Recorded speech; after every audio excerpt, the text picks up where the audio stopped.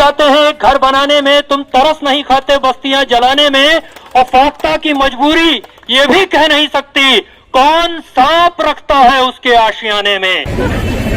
भगवान ने नदियां बनाई, ये कह रहे उसमें खंबे लगाएंगे और सड़क बना देंगे। एलिवेटेड रोड रद्द करो,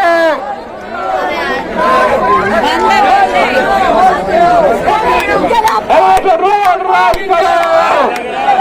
जुबानों पर दबंगों की कहानी है, यहाँ सबकी जुबानों पर दबंगों की कहानी है। ये कैसी राजधानी है, ये कैसी राजधानी है, हवा में जहर घुलता है, जहरीला सा पानी है। ये कैसी बाहों में विवशता के घरौंदे हैं, हमारे लोग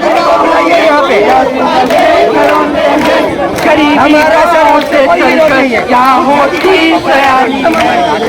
राजधानी है, ये कैसी राजधानी है, हवा में जहर घुलता है, जहरीला सा पानी है। ये कैसी राजधानी है, जहर घुलता है। अपन रुकने वाले रुकने के लिए तैयार नहीं है, चलिए।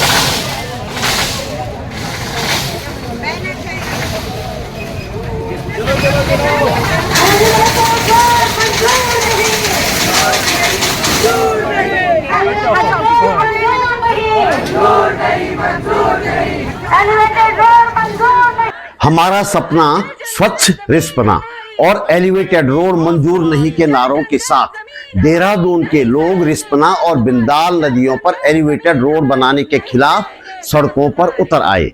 लोगों ने साफ कहा कि यह एलिवेटेड रोड देहरादून के लोगों के लिए नहीं बल्कि अय्याशी करने के लिए यहां आने वाले लोगों की सुविधा के लिए बनाई जा रही है।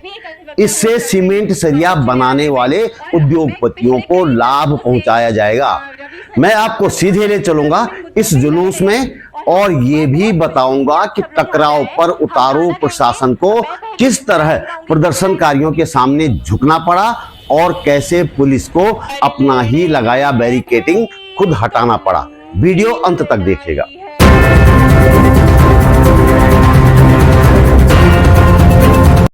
नमस्कार, बात बोलेगी चैनल पर आपका स्वागत।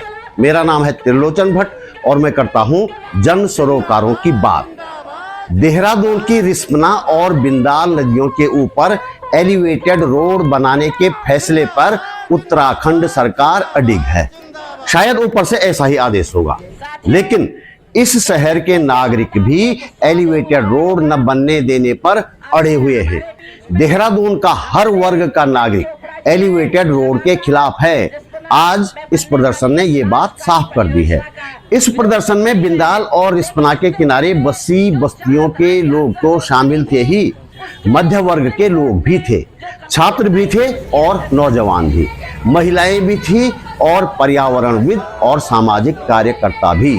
सबकी अपनी अपनी चिंताएं थी। बस्तियों में रहने वाले लोग जहां बेघर होने की आशंका से डरे हुए हैं, तो मध्य वर्ग को लगता है कि एलिवेटेड रोड देहरादून को पूरी तरह से तहस नहस कर देगी।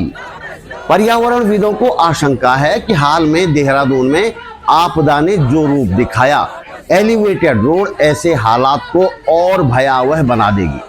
महिलाओं को चिंता है कि यही हाल रहा तो आने वाली पीढ़ियां इस शहर में सरवाइव नहीं कर पाएंगी। छात्रों और नौजवानों की भी अपनी चिंताएं हैं।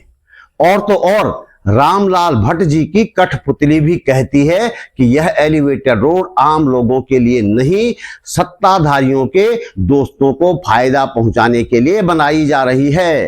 दोस्तों, सभी क्रांतिकारी साथियों, सभी जनहितों के लिए काम करने वाले साथियों, माताओं, मैं रात को सोच रहा था कि यार ये जो बुद्धिजीवी लोग हैं, ये सरकार है, इसका दिमाग कैसे काम करता है।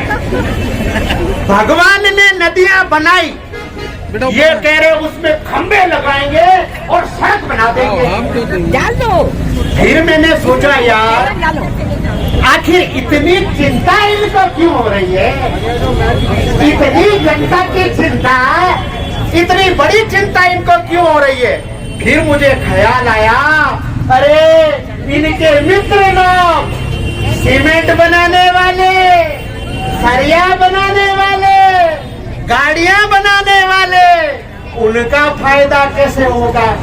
जनता जाए भाड़ में, पर्यावरण जाए नाले में, पर्यावरण की चिंता इनको क्या पड़ी है?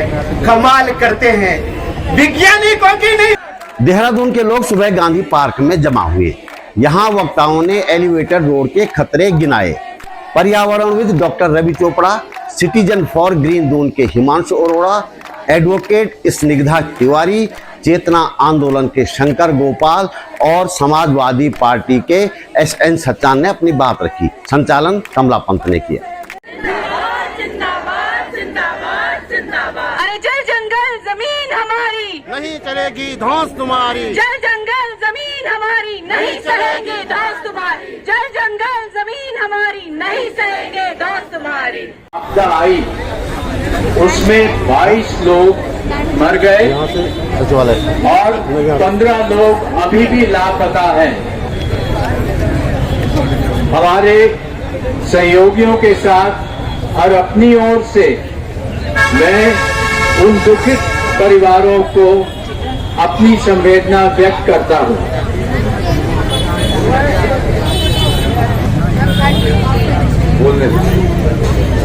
अब कई दूनवासी उन्होंने ये बात मानी है कि समय समय पर पर्यावरणविद जो सरकार को चेतावनी देते रहे हैं कि मौसम परिवर्तन का दौर है, आप सावधान हो जाइए, अब लोग ये मानने लगे हैं। हाल में 10 जन सुनवाइयां हुई शहर में और उस जन सुनवाइयों में जितने भी आम लोग बोले 100 के 100% लोग उन्होंने इस परियोजना का विरोध किया। और मेरा अंदाजा है कि हजारों लोगों ने लिखकर हस्ताक्षर करके सरकार को चिट्ठियां सौंपी है विरोध में। अगर यही सड़क बनाने विकास है तो फिर हम अभी तक विकसित 25 साल से हम सड़कें बना रहे हैं, अभी तक हम विकसित क्यों नहीं हुए? अभी तक क्या हमारे पास कोई ऐसा मॉडल है कोई कह सकता है हम विकसित है, हम पहले से ज्यादा खुश है जितना 25 साल पहले थे। आज हम पहले से ज्यादा दुखी हैं, आज हम परेशान हैं। आज हम 100 की जगह भी अपने शहर में नहीं खरीद सकते, इसीलिए सब ये नदियों पर बसावट होती है क्योंकि हम हमारा खुद का यहाँ का रहने वाला भी एक 50 का जगह भी नहीं खरीद सकते। इसके बाद जनगीतों और एलिवेटेड रोड के खिलाफ नारे लगाते हुए प्रदर्शनकारी घंटाघर से दर्शनलाल चौक पहुंचे। यहां से सचिवालय जाने के लिए मुड़े ही थे कि लैंसडाउन चौक से पहले ही पुलिस ने बैरिकेडिंग करके प्रदर्शनकारियों को रोक दिया। ऐसा पहली बार हुआ जब किसी प्रदर्शन को लैंसडाउन चौक के पास रोक दिया गया हो। आमतौर पर सचिवालय की तरफ जाने वाले जुलूस को पुलिस मुख्यालय के बाहर रोका जाता है। इस पर प्रदर्शनकारी नाराज हो गए और पुलिस के साथ जमकर बहस हुई। एलिवेटेड रोड रद्द करो,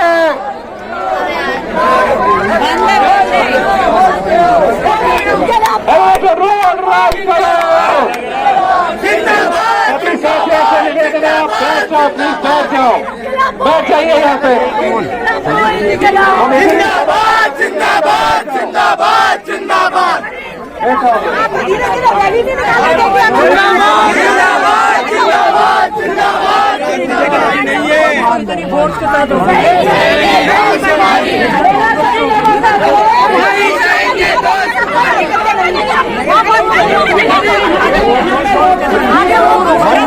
चलने देंगे।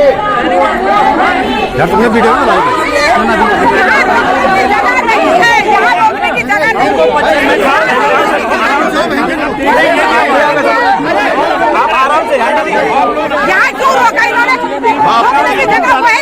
हम ज्यादा खतरनाक हैं।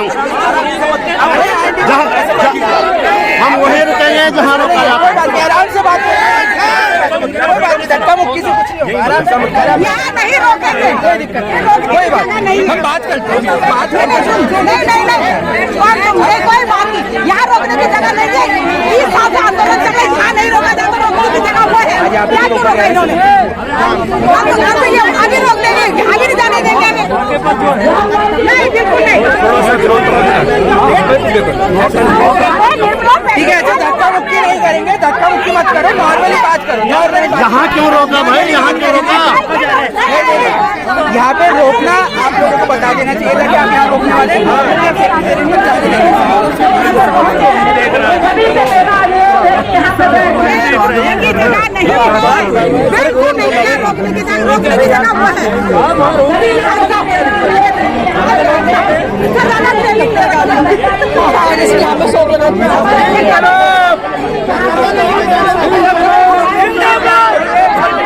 आखिरकार प्रशासन और पुलिस ने हार मानी और पुलिस को अपनी लगाई बैरिकेडिंग खुद हटानी पड़ी।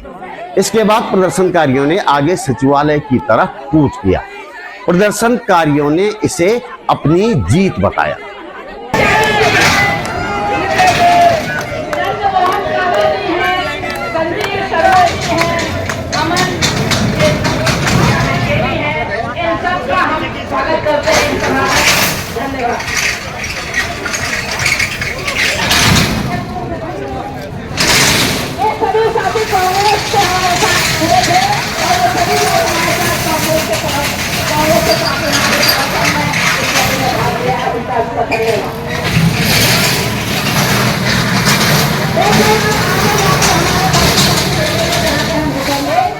अपन रुकने वाले रुकने के लिए तैयार नहीं है। चलिए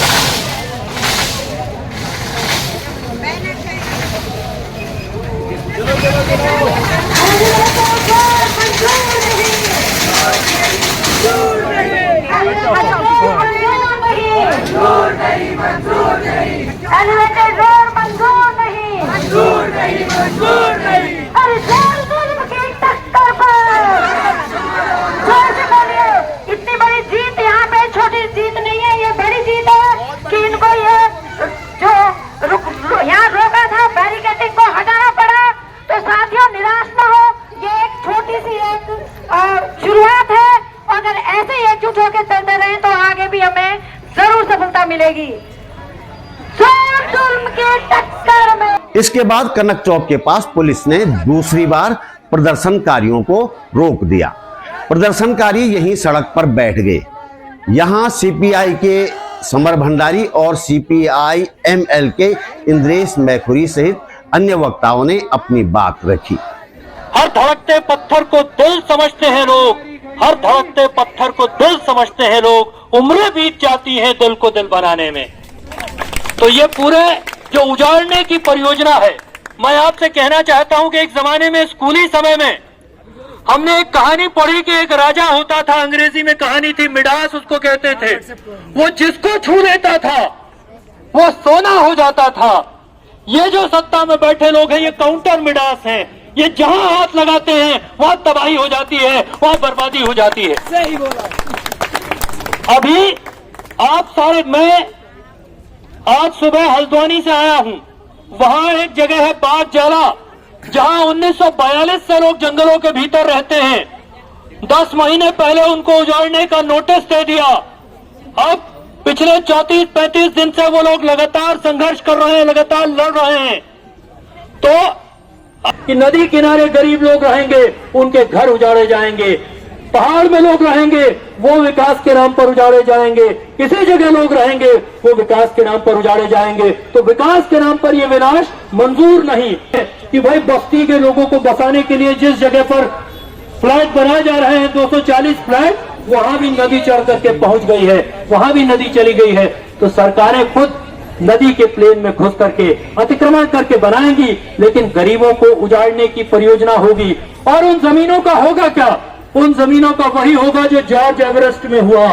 142 एकड़ जमीन 1 करोड़ रुपए में सालाना लीज पर बाबा रामदेव के चेले को, बालकृष्ण को दे दी गई। बात मैं कहना चाहता हूं, पिछले ये बात कहनी नहीं थी, लेकिन हो गया कि भाई पीछे तो टक्कर हो गई। प्रशासन को हमको सिखाना पड़ेगा कि कहां ट्रैफिक सबसे कम डिस्टर्ब होगा। हम बताएंगे, हमको बताना पड़ रहा है कि भाई वहां ज्यादा ट्रैफिक डिस्टर्ब हो जाएगा। तब बस मैं अपनी बात खत्म करते हुए दुष्यंत की इन पंक्तियों के साथ कहना चाहता हूं पुलिस प्रशासन के लोगों से तुमसे एलिवेटेड रोड नहीं रुकना है, ना तुम्हारे खिलाफ लड़ाई है, इसलिए काम खा ये न करो। तो दुष्यंत कुमार साहब कहते हैं कि तुम्हारे पांव तले जमीन नहीं, कमाल है तुम्हें फिर भी यकीन नहीं। तुम्हारे पांव तले जमीन नहीं, कमाल है तुम्हें फिर भी यकीन नहीं। और तुझे कसम है खुद ही को यूं हलाक न कर, तुझे कसम है खुद ही को यूं हलाक न कर। तू मशीन का पुर्जा है, मशीन नहीं, तू मशीन का पुर्जा है, मशीन नहीं। एलिवेटेड रोड के खिलाफ आज के प्रदर्शन ने यह तो साफ कर ही दिया है कि सरकार की ओर से की गई तथाकथित जन सुनवाइयों में बेशक आम लोगों का पक्ष न सुना गया हो, लेकिन इस प्रदर्शन के माध्यम से लोगों ने अपनी बात सरकार तक पहुंचा दी है। हर वर्ग के लोगों का इस प्रदर्शन में पहुंचना यह भी बताता है कि शहर में रहने वाला कोई भी तबका जो सांप्रदायिक और क्षेत्रवादी मानसिकता का शिकार नहीं हुआ है, वह पूरी तरह से इस एलिवेटेड रोड के खिलाफ है। ऐसे में सरकार के लिए एलिवेटेड रोड बनाना इतना आसान नहीं होगा जितना सरकार और प्रशासन मानकर चल रहे हैं। आज के प्रदर्शन में मुख्य रूप से दून समग्र विकास मंच, उत्तराखंड इंसानियत मंच, चेतना आंदोलन, citizen for green Doon, Uttarakhand महिला मंच, मैड, सर्वोदय मंडल जैसी संस्थाओं के लोग शामिल हुए। कांग्रेस, सीपीआई माले और समाजवादी पार्टी जैसे राजनीतिक दलों के प्रतिनिधियों ने भी इस प्रदर्शन में हिस्सेदारी की। प्रदर्शनकारियों ने कहा कि इस एलिवेटेड रोड से शहर में जाम की समस्या समाप्त होने का दावा सिर्फ लोगों को बरगलाने का एक तरीका है। इससे शहर का जाम खत्म नहीं होने वाला है। जाम खत्म करना है तो सड़कों के गड्ढे भरो, सड़कें ठीक करो, रेड लाइट दुरुस्त करो, शहर की सड़कों पर कम से कम 500 इलेक्ट्रिक बसें चलाओ, इनमें महिलाओं और छात्रों को मुफ्त यात्रा की सुविधा दो ताकि लोग अपनी प्राइवेट गाड़ियों के बजाय पब्लिक ट्रांसपोर्ट का इस्तेमाल करें। तो दोस्तों, इस वीडियो में इतना ही। हम आपसे सहयोग की उम्मीद करते हैं। आपका सहयोग वीडियो को लाइक करने के रूप में हो सकता है, वीडियो पर कमेंट करने के रूप में हो सकता है, वीडियो शेयर करने के रूप में हो सकता है, या आर्थिक मदद के रूप में भी हो सकता है। हम जनता की बात करते हैं, किसी धन्ना सेठ या सरकार के सामने हाथ नहीं फैलाते, न कभी फैलाएंगे। आप समझते हैं कि हम सही दिशा में काम कर रहे हैं तो हमें सहयोग अवश्य दीजिए। पहली बार चैनल पर आए हैं तो प्लीज चैनल को सब्सक्राइब करना मत भूलिएगा, साथ में बेल आइकन दबाकर ऑल कर दीजिएगा। जल्दी मिलते हैं एक और मुद्दे के साथ एक और वीडियो में। नमस्कार।